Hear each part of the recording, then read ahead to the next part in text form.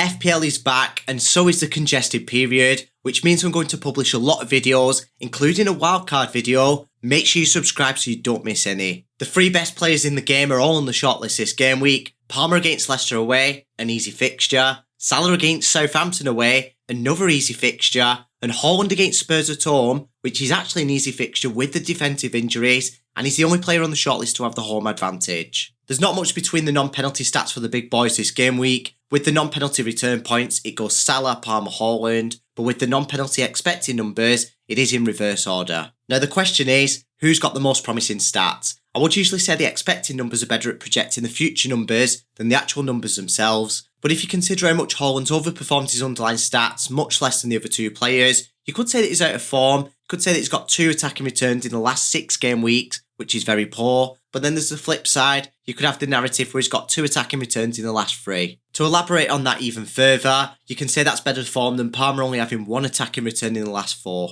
To be fair to Palmer, he had Liverpool away, Newcastle at home, United away, and Arsenal at home, which is not an easy batch of fixtures. While Salah's had slightly easier fixtures in the last 4, they've still not been the easiest. He had Chelsea at home, Arsenal away, Brighton at home, and Villa at home. He got 6 attacking returns. It's safe to say that Salah's banging form and the other 2 players aren't. However, I don't think it's enough to make up for the underlying stats. I'd say Haaland's got the most promising, but I would actually tip Salah above Palmer for the stats at the minute because of the form. Either way, we can expect a big regression in Salah's numbers and a bit of one in Palmer's too. As for the set pieces, Palmer's a set piece specialist at Chelsea. He's on penalty duties, indirect free kicks, corners and direct free kicks. Salah and Haaland are nailed on penalties. Haaland has a slight chance of taking direct free kicks, and that's when De Bruyne's not on the pitch. Whilst Palmer fares best on the set pieces, it doesn't on the probability. He's got the worst return odds on the shortlist. He's only 1% behind Salah, but I do like the fact that Salah's odds are weighted more towards goals as well. And as always, Haaland's got the best chance of scoring, and he's got the best chance of returning this game week with 70%. He's only got a 30% chance of blanking. I do like the fact his odds are weighted even more towards goals.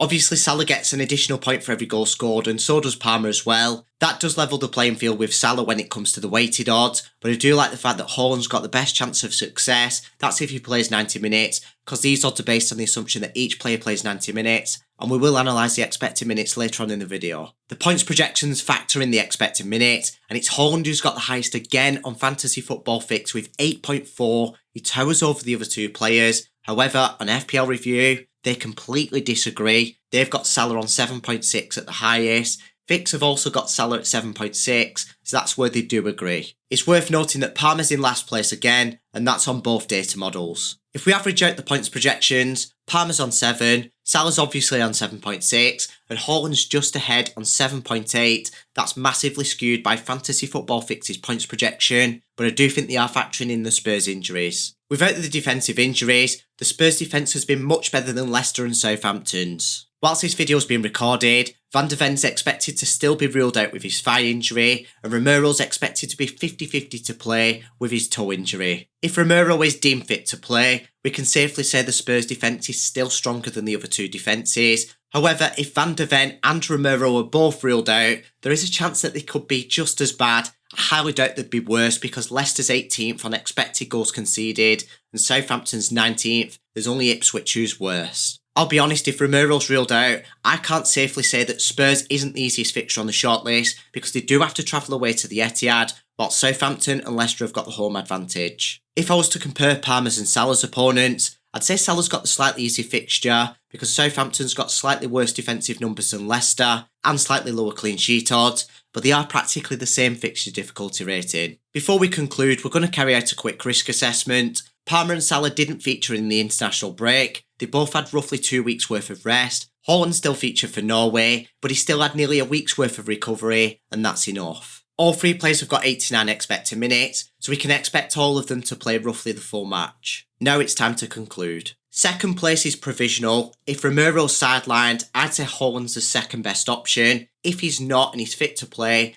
I'd say Haaland's the 3rd best option. It's a close call this game week between all of these big hitters who have favourable fixtures, but I think the pick of the bunch is Mo Salah. I've just activated my wildcard. Make sure you subscribe so you don't miss the wildcard video this game week.